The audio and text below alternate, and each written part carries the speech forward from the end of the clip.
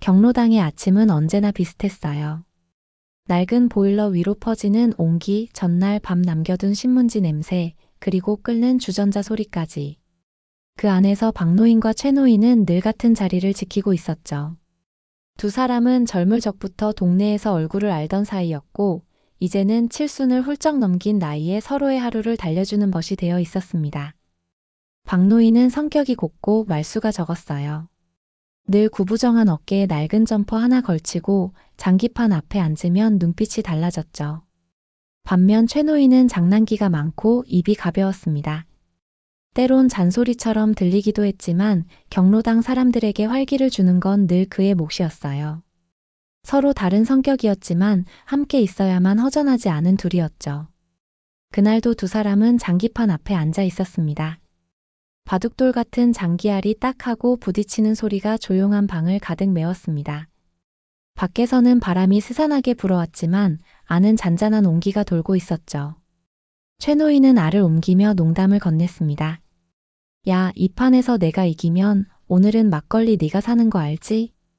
박노인은 눈을 흘기며 대꾸했어요. 맨날 지고도 그런 소리나 하냐. 네가 또 쓸데없는 소리 시작했네. 두 사람의 실랑이의 옆에 있던 다른 노인들이 킥킥거리며 웃었습니다. 그렇게 하루가 흘러가던 중 최노인이 불쑥 신문을 펼치며 복권 광고를 가리켰습니다. 야, 이거 한번 사보자. 재미로라도. 박노인은 처음엔 시큰둥했어요. 그저 젊은 사람들 하는 일이지 자신들에게는 어울리지 않는다고 생각했죠. 하지만 최노인이 집요하게 설득을 이어갔습니다. 우리가 뭐 욕심이 있냐. 그냥 재미로 하는 거지. 혹시나 해서 되는 거 아냐? 되면 반반 나누면 되고. 결국 박노인은 웃으며 고개를 끄덕였습니다. 그 순간만큼은 진짜 소년들처럼 들떠 있었죠.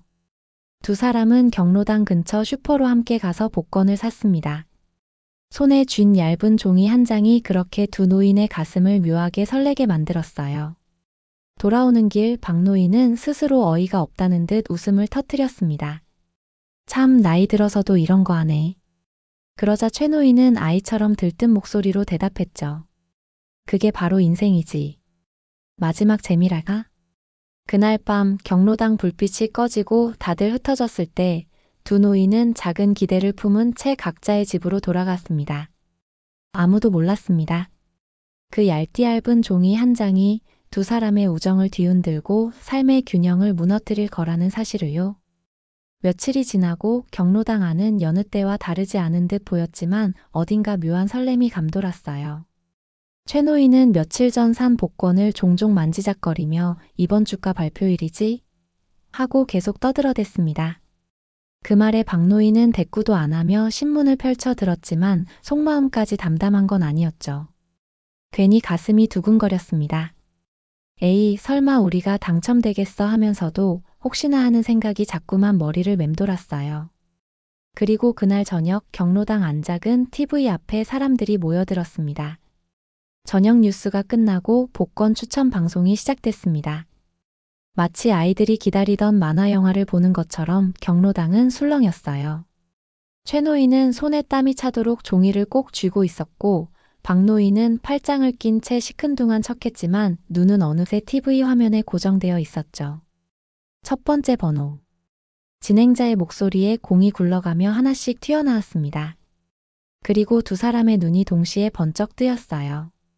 적힌 숫자가 똑같았던 겁니다. 두 번째, 세 번째, 네 번째. 번호가 계속 맞아떨어질수록 경로당 안 공기는 점점 뜨겁게 달아올랐습니다. 마지막 번호가 발표되자 순간 정적이 흘렀습니다. 이어서 최노인의 떨리는 목소리가 터져나왔죠. 됐어, 우리 맞았어. 1등이야, 이거 1등이라고. 경로당 안은 순식간에 아수라장이 됐습니다. 사람들은 놀라 소리 지르고 누군가는 부러움 가득한 눈빛으로 바라봤습니다. 박노인은 얼떨떨한 얼굴로 종이를 확인했고 정말로 번호가 모두 일치하는 걸 보자 심장이 미친 듯이 뛰었죠. 평생의 운이 이 순간에 쏟아져 들어온 듯 했습니다. 그날 밤 두 노인은 마치 어린아이처럼 들떠 있었습니다. 막걸리 한 잔에 서로의 잔을 부딪히며 앞으로의 삶을 그려봤습니다. 이제 우리도 남들처럼 편하게 살아보자. 그래, 우리 둘이 나눴으면 충분해. 그 순간만큼은 모든 게 꿈처럼 빛나 보였어요. 하지만 기쁨은 오래가지 않았습니다. 다음 날 아침 경로당에 온 박노인은 최 노인이 보이지 않는다는 사실을 알게 됐습니다. 처음엔 늦잠을 잤겠지, 집안일이 있겠지 싶었죠. 하지만 낮이 되고 저녁이 되어도 나타나지 않았습니다. 박노인은 마음이 점점 불안해졌습니다. 혹시 몰라 최 노인의 집에 들러봤지만 방 안은 텅 비어 있었고 옷까지 몇 개만 남아 있었습니다. 마치 급히 챙겨 떠난 사람처럼 흔적이 지워져 있었죠. 박노인은 손발이 차갑게 얼어붙는 느낌을 받았습니다. 머릿속에는 온갖 생각이 떠올랐습니다. 설마 복권 때문에? 아니야, 설마 친구가 그럴 리가. 하지만 이상하게도 마음 한구석에서는 알 수 없는 불길한 예감이 고개를 들고 있었죠. 경로당 사람들 사이에서 수군거림이 시작됐습니다. 그 친구 복권 들고 튄 거 아냐? 에이, 나이 먹은 양반들이 뭘 그런걸? 글쎄, 욕심이란 게 나이랑 상관없다니까. 박노인은 아무 말도 하지 못한 채 자리에 굳어 있었습니다. 귓가에 맴도는 말들이 바늘처럼 가슴을 찔렀습니다. 손에 남은 건 아무것도 없었고 허공에 흩어지는 믿음만이 그를 무겁게 짓눌렀습니다. 그날 밤 그는 집으로 돌아가며 길바닥에 쓰러질 듯 휘청거렸습니다. 손에 쥐어지지도 않는 복권, 사라져버린 친구, 그리고 경로당의 수군거림이 뒤엉켜 심장은 터질 듯 뛰고 머릿속은 새하얗게 비어갔습니다. 창밖으로 바람이 세차게 몰아치고 있었습니다. 유리창이 흔들리며 삐걱대는 소리 속에서 박노인은 깨달았습니다. 이제 그의 삶은 이전과 같을 수 없다는 것을요. 사라진 최 노인의 흔적은 어디에서도 찾을 수 없었습니다. 박노인은 며칠째 경로당과 동네를 헤매며 친구의 소식을 묻고 다녔지만 돌아오는 건 고개 젓는 사람들의 반응뿐이었어요. 시간이 흐를수록 박노인의 마음은 무겁게 가라앉았습니다. 혹시 무슨 사고라도 당한 건 아닐까? 라는 두려움과 설마 복권을 들고 나를 버린 건가? 라는 배신감이 교차했죠. 경로당 사람들의 시선도 점점 싸늘해졌습니다. 처음엔 둘이 같이 샀다면서? 대단하네 하던 말들이 이제는 복권은 그쪽이 보관했다잖아? 그럼 당연히 혼자 쓸 거 아냐 라는 수군거림으로 바뀌었어요. 심지어 어떤 이는 박노인도 사실 알고 있는 거 아니냐, 둘이 짜고 속이는 거 아니냐라고까지 의심을 던졌습니다. 그날 오후 박노인은 다시 최 노인의 집을 찾아갔습니다. 문은 굳게 잠겨 있었고 창문 사이로 보이는 방 안은 텅 비어 있었습니다. 낡은 장롱 위에 먼지가 덮여 있고 서랍은 반쯤 열린 채 비워져 있었죠. 박노인은 한참이나 그 자리에 서서 멍하니 서 있었습니다. 눈앞이 아득해지고 갑자기 다리가 풀려 주저앉을 뻔했어요. 평생을 함께한 친구라 믿었던 사람의 뒷모습이 이렇게 허망하게 사라질 수 있다는 사실이 믿기지 않았습니다. 그날 저녁 경로당에서는 더 큰 논란이 벌어졌습니다. 다른 노인들이 모여 술잔을 기울이며 이야기를 나누던 중 누군가 크게 말했어요. 복권 당첨되면 원래 사람 변하는 거야. 뭐, 저 양반도 친구한테 배신당한 거지. 순간 모두의 시선이 박노인에게 쏠렸습니다. 그는 아무 말 없이 자리에 앉아 있었지만 속에서는 무언가 뜨겁게 끓어오르고 있었습니다. 말로 할 수 없는 굴욕감, 억울함, 그리고 고독이 그의 얼굴을 일그러뜨렸습니다. 그날 밤 박노인은 잠을 이루지 못했습니다.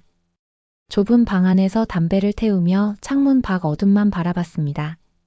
담배 연기가 천장에 매달려 희미하게 퍼져갔고 시계 초침 소리가 귓가를 때렸습니다. 내가 그동안 뭘 믿고 살았던 거지. 평생을 함께한 것이라고 믿었던 사람이 결국 돈 앞에서 이런 선택을 한 건가? 하지만 한편으로는 또 다른 생각이 고개를 들었습니다. 혹시 진짜 무슨 일이 생긴 건 아닐까? 당첨 소식을 듣고 기절이라도 한 건가? 아니면 납치라도 당한 건가? 그럴 수도 있다는 불안이 그의 가슴을 조여왔습니다. 다음 날 박노인은 용기를 내어 경찰서를 찾았습니다. 하지만 경찰의 반응은 차가웠습니다. 연락이 안 된다고요? 나이가 있으시니 어디 지인 집에 머무는 걸 수도 있죠. 실종이라기보단 자발적으로 집을 비운 거라고 보는 게 맞습니다. 그 말에 박노인의 얼굴이 일그러졌습니다. 그럴 리가 없어요. 그 사람은 라고 말하려 했지만 목이 메어 더 이상 이어가지 못했죠. 경찰은 복권 이야기를 듣자 오히려 의미심장한 눈빛을 교환했습니다. 혹시 두 분 사이에 돈 문제로 다툰 건 아닙니까? 그 질문은 박노인의 가슴을 후벼 팠습니다. 순간 그는 범죄자가 된 듯한 기분에 휩싸였습니다. 친구를 걱정해서 찾아왔을 뿐인데 경찰조차 그를 의심의 눈길로 바라본 겁니다. 경찰서를 나온 뒤 그는 비틀거리며 골목길을 걸었습니다. 좁은 골목의 벽에는 오래된 포스터가 너덜너덜 붙어 있었고 바람에 쓰레기들이 흩날렸습니다. 그 길을 걸으며 박노인은 마치 자신이 세상에서 버려진 사람처럼 느껴졌습니다. 친구에게 배신당하고 동네 사람들에게 조롱당하며 이제는 경찰의 의심까지 받으니 어디에도 기댈 곳이 없었죠. 그날 저녁 그는 집에 돌아와 한참을 가만히 앉아 있었습니다. 작은 장기판을 꺼내어 혼자서 돌을 움직였습니다. 검은 돌과 흰 돌이 번갈아 부딪히는 소리가 방 안에 메아리 쳤습니다. 그러다 문득 맞은편 자리에 앉아있던 최노인의 웃는 얼굴이 떠올랐습니다. 야, 이 판에서 내가 이기면 네가 막걸리 사는 거다. 하고 장난스럽게 말하던 목소리. 박노인은 손에 든 장기알을 떨어뜨렸습니다. 탁 하고 바닥에 부딪히는 소리가 유난히 크게 울렸습니다. 그리고 그는 천천히 얼굴을 감싸쥐며 중얼거렸습니다. 왜 그랬어? 방 안은 고요했지만 그의 가슴 속에서는 끓어오르는 의문과 분노, 슬픔이 뒤엉켜 쓰나미처럼 몰아쳤습니다. 그 순간 박노인은 결심했습니다. 어떻게 해서든 최노인을 찾아내야겠다고. 그가 배신한 것인지 아니면 정말로 불행한 사고를 당한 것인지 진실을 반드시 확인해야겠다고요. 며칠째 허탕만 치던 박노인은 마침내 마지막 기대를 걸고 최노인의 가족을 찾아가기로 했습니다. 아들이 있다는 말을 어렴풋이 들은 적이 있었지만 서로 왕래가 거의 없었기에 망설여졌습니다. 그러나 더는 물러설 곳이 없었어요. 답을 알아야만 했습니다. 버스를 2번 갈아타고 도착한 곳은 오래된 아파트 단지였습니다. 계단에 낡은 페인트가 벗겨져 있었고 주차된 차량 사이로 아이들이 공을 차며 뛰어다니고 있었습니다. 박노인은 집 호수를 확인하며 복도 끝 문 앞에 섰습니다. 손가락이 초인종 버튼 위에서 잠시 머뭇거렸습니다. 내가 여기까지 올 일이 아니었는데. 하지만 마음속에서 다시 최노인의 얼굴이 떠올랐습니다. 결국 버튼을 눌렀습니다. 문이 열리자 젊은 남자가 경계 어린 눈빛으로 그를 바라봤습니다. 누구세요? 박노인은 목소리가 떨렸습니다. 저 최 씨 친구입니다. 혹시. 그는 말을 잇지 못했습니다. 복권 이야기를 꺼내야 할지 아니면 그냥 친구를 찾고 있다고만 해야 할지 갈등이 목을 조여왔죠. 그러나 아들은 한숨을 내쉬며 고개를 저었습니다. 아버지, 여기 오신 적 없어요. 연락도 안 돼요. 몇 년 전부터 거의 왕래가 없었고요. 박노인은 당황했습니다. 아니, 그럴 리가. 며칠 전까지만 해도 경로당에서 같이 있었는데 하며 설명했지만 아들은 단호했어요. 솔직히 말씀드리면 아버지하고는 오래전부터 사이가 좋지 않았습니다. 도박 빚으로 집안이 힘들었던 적도 있었고 어머니 돌아가시고 나서는 점점 연락도 끊으셨죠. 저희는 더 이상 아버지 소식에 휘말리고 싶지 않습니다. 그 말에 박노인의 손끝이 얼어붙었습니다. 가슴 속에 오래 묵혀있던 돌덩이가 또 하나 내려앉는 듯 했어요. 도박 빚 그런 이야기는 들어본 적이 없었습니다. 늘 장난스럽고 가벼운 성격이라 웃어넘겼지만 그의 과거에 그런 그림자가 드리워져 있었다니 충격이었죠. 박노인은 더 물어보고 싶었지만 아들은 문을 닫으려 했습니다. 순간 박노인은 문틀을 붙잡고 간절하게 말했어요. 제발 아버지를 보게 되면 꼭 저한테 연락 좀 해주시오. 나한텐 그 사람을 찾아야 할 이유가 있습니다. 아들은 잠시 눈을 내리깔더니 무거운 한숨과 함께 알겠습니다 라고 대답했습니다. 문이 닫히는 순간 박노인의 눈에는 알 수 없는 허무와 서늘함이 스며들었습니다. 집으로 돌아오는 길 버스 창밖 풍경이 흐릿하게 지나갔습니다. 창문에 비친 자신의 얼굴은 지쳐 보였고 눈가엔 깊은 주름이 새겨져 있었습니다. 그 얼굴 위로 최노인의 웃던 모습이 겹쳐졌습니다. 그게 바로 인생이지. 마지막 재미랄까? 그날 했던 말이 귀에 맴돌며 의미심장하게 다가왔습니다. 경로당에 돌아왔을 때 사람들은 이미 소문을 듣고 있었습니다. 누군가는 최 노인이 원래 그런 사람이래. 빚도 많았다더라.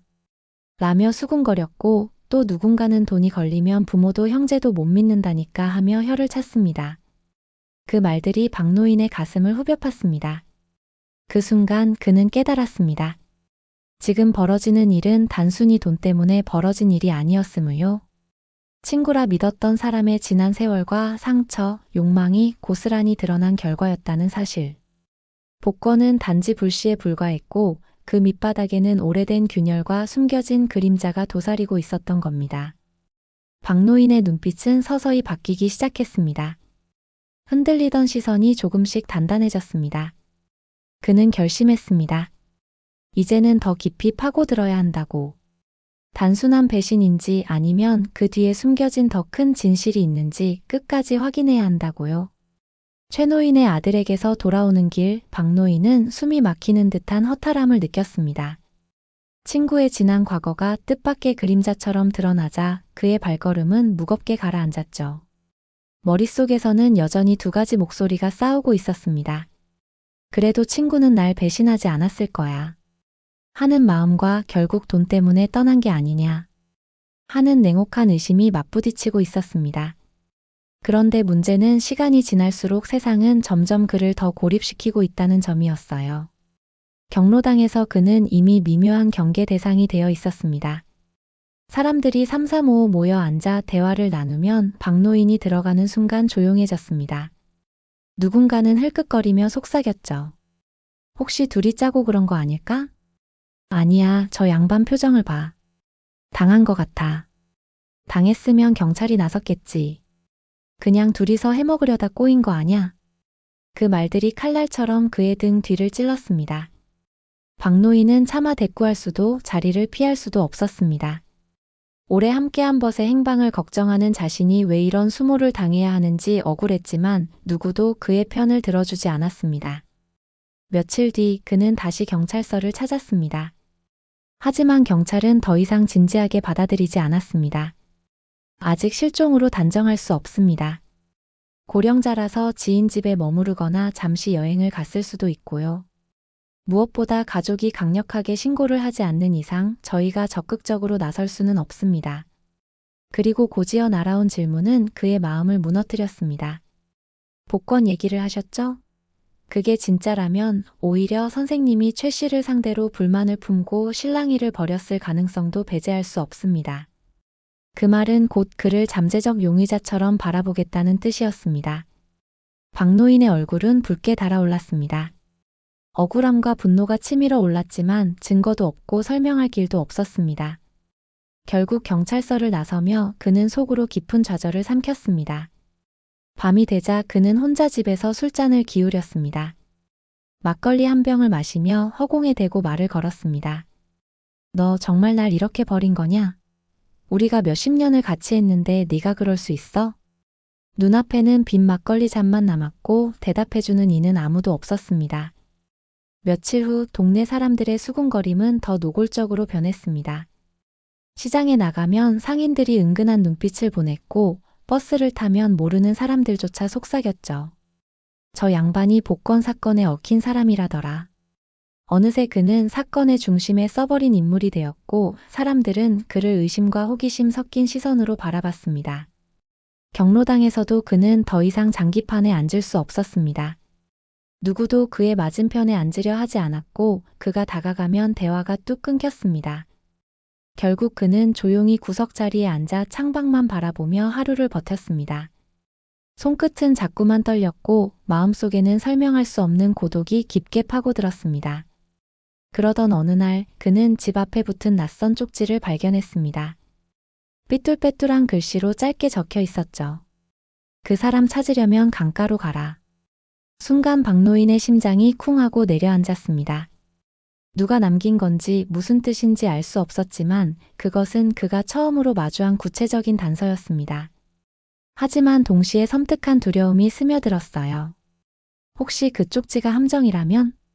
혹은 최 노인의 비밀과 직접 연결된 것이라면? 그날 밤 그는 잠을 이루지 못했습니다. 쪽지를 꼭 쥔 채 창밖 어둠 속으로 시선을 던지며 끊임없이 자문했죠. 정말 그 사람을 찾아야 하는 건가? 아니면 그냥 이쯤에서 손을 놔야 하는 건가? 그러나 곧 알 수 있었습니다. 이제 멈출 수 없다는 것을. 배신이든 사고든 진실은 반드시 밝혀내야 했습니다. 창문 너머로 새벽빛이 희미하게 스며들 무렵 그는 결심했습니다.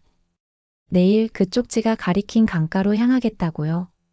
새벽이 갓 밝아올 무렵 박노인은 무거운 몸을 이끌고 강가로 향했습니다.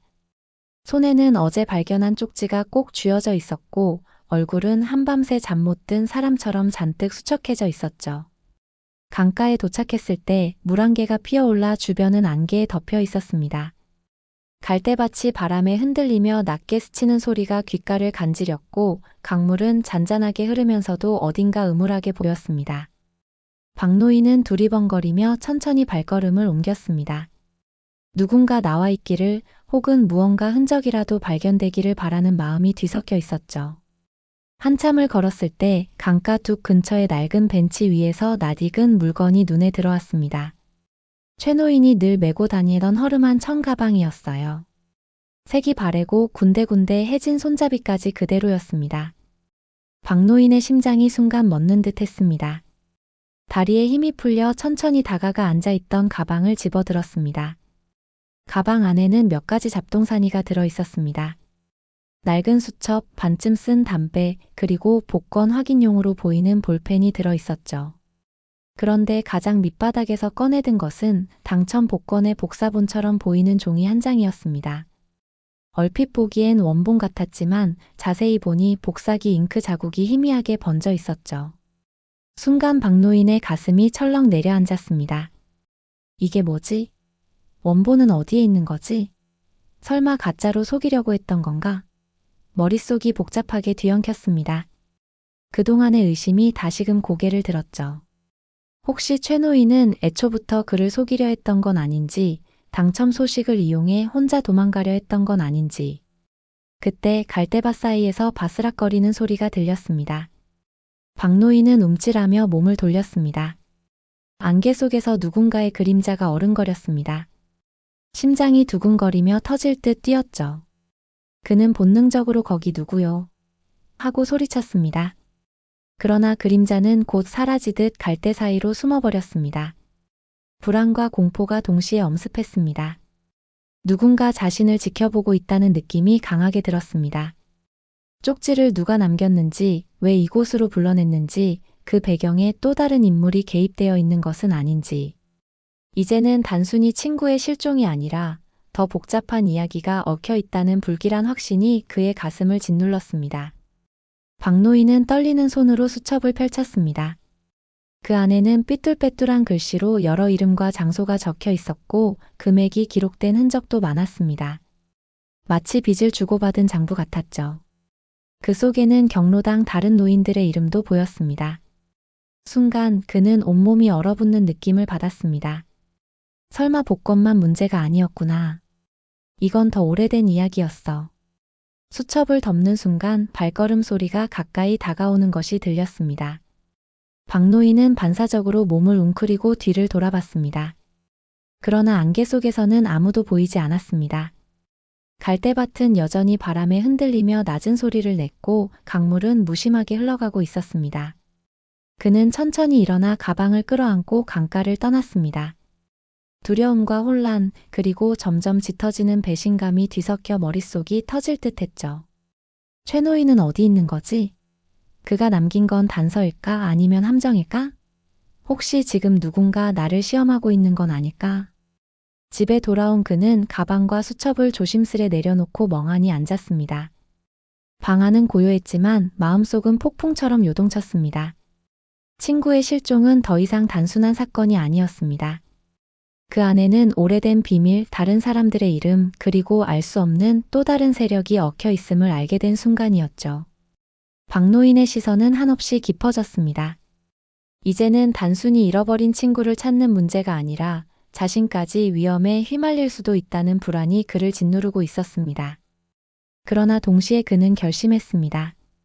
여기서 멈추면 평생 진실을 알 수 없을 거라는 걸. 며칠 동안 박노인은 집 밖으로 거의 나오지 못했습니다.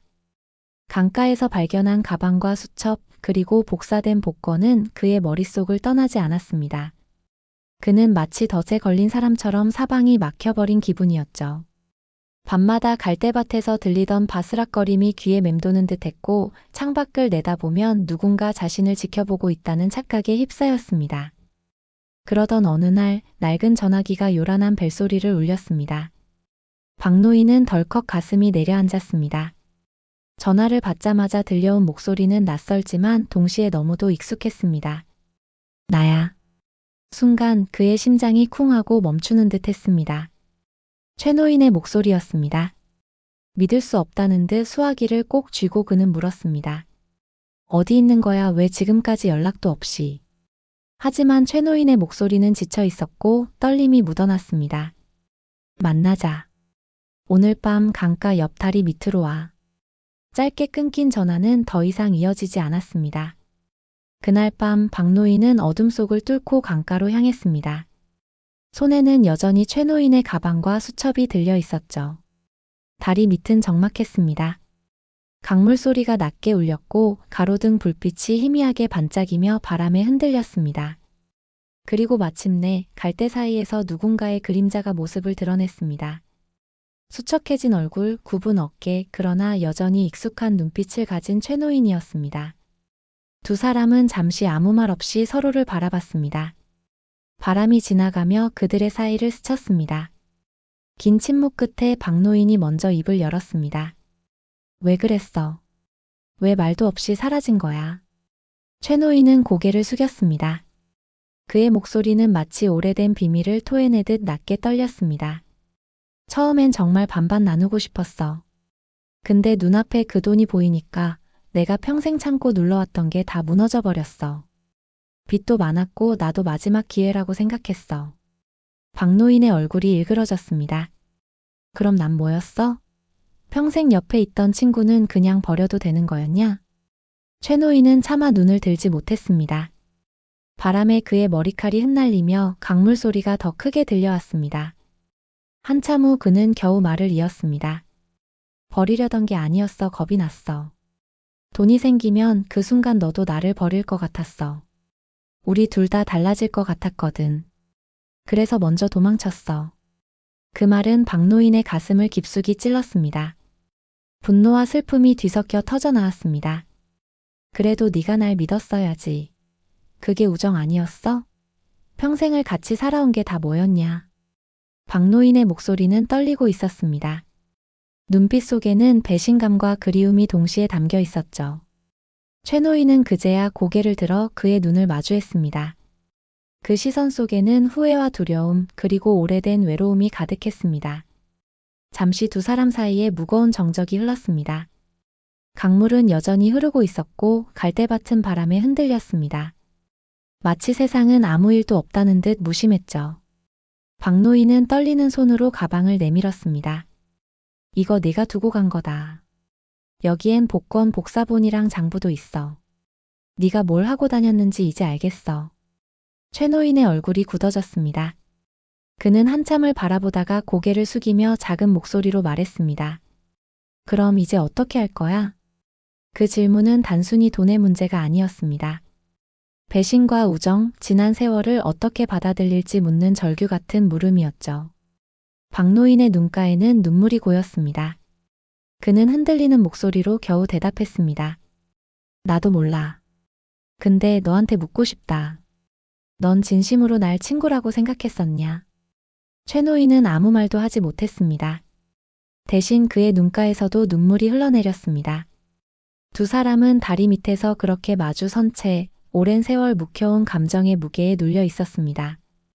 다리 밑에서 두 노인은 오래도록 서 있었습니다. 서로에게 쏟아낼 말이 너무 많았지만 동시에 무슨 말을 더 해야 할지 알 수 없었습니다. 강물은 끊임없이 흘렀고 바람은 갈대를 흔들며 시간마저 밀어내듯 지나갔습니다. 박노인은 눈앞에 있는 친구가 여전히 믿기지 않았습니다. 며칠 동안 그를 향한 배신감과 분노로 몸서리를 쳤지만 이렇게 마주하니 마음 깊은 곳에서 묘한 연민이 솟구쳤습니다. 늙고 지친 얼굴, 후회로 일그러진 표정, 그 안에서 그는 여전히 오랜 세월 곁을 지켜주던 벗을 보았던 겁니다. 최 노인은 힘없이 앉아 숨을 고르며 중얼거렸습니다. 내가 잘못했어. 정말 잘못했어. 돈 앞에서 눈이 멀어서 너를, 나 자신까지 잃을 뻔했지. 그 말은 변명이라기보다는 무너져 내린 고백에 가까웠습니다. 박 노인은 가만히 그를 바라보다가 허공을 응시했습니다. 손에 쥐었던 가방이 무겁게 느껴졌습니다. 장부, 복사된 복권, 그 모든 것들이 이제는 무의미하게만 보였죠. 이 복권 결국 우리 둘 다 망쳤구나. 박 노인의 목소리는 낮고 쓸쓸했습니다. 그때 멀리서 사이렌 소리가 들려왔습니다. 경찰차가 다리 위를 지나가며 불빛을 흩뿌렸습니다. 두 사람은 동시에 고개를 들었습니다. 박 노인은 문득 깨달았습니다. 이 모든 일이 더 이상 그들만의 문제가 아니게 되었다는 것을. 이미 소문은 경로당과 마을에 퍼졌고 경찰도 그들을 주시하고 있었습니다. 최 노인은 두 손으로 얼굴을 감싸쥐며 흐느꼈습니다. 돈도 잃고 사람도 잃고 이게 무슨 꼴이냐. 박 노인은 그의 옆에 앉아 한참을 말없이 강물만 바라봤습니다. 어느새 새벽빛이 물 위로 번져나가고 있었습니다. 하늘은 서서히 밝아지고 있었지만 두 사람의 마음은 여전히 어둠 속에 잠겨 있었죠. 그날 이후 당첨 복권은 더 이상 두 사람의 손에 돌아오지 못했습니다. 원본은 이미 흔적 없이 사라져 있었고 복사본은 법적 효력도 없었습니다. 결국 그 엄청난 행운은 허공으로 흩어진 신기루에 불과했음을 알게 되었죠. 경로당에서는 두 사람을 더 이상 예전처럼 받아주지 않았습니다. 사람들은 여전히 수군거렸고 누군가는 혀를 차며 괜히 욕심 부리더니 꼴 좋다라며 조롱했습니다. 박 노인은 그 속에서 묵묵히 하루하루를 버텼습니다. 어느 저녁 그는 혼자 장기판을 꺼내 놓았습니다. 맞은편 자리는 여전히 비어 있었고 손에 든 장기알은 쉽게 움직여지지 않았습니다. 불현듯 최 노인의 목소리가 귓가에 맴돌았습니다.